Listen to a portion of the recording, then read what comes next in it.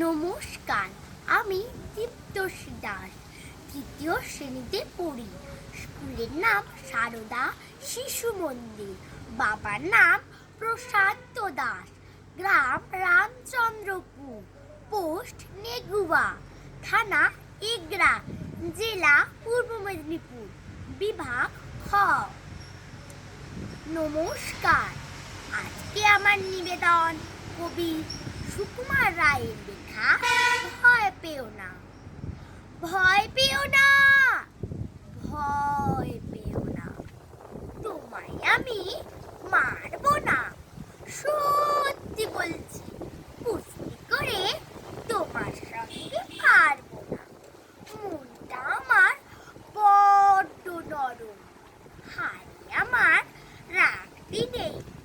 তোমায় আমি চিবিয়ে খাবো এমন আমার সাধ্য নেই। মাথায় আমার শিং দেখে ভাই ভয় পেয়েছো কতই না। জানো না মোর মাথার বেড়া, কাউকে আমি গুঁতোই না।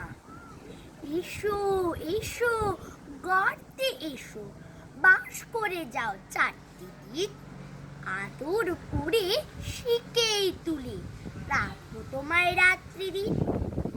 হাতে আমার মুগুর আছে, তাই কি হেতায় থাকবে না?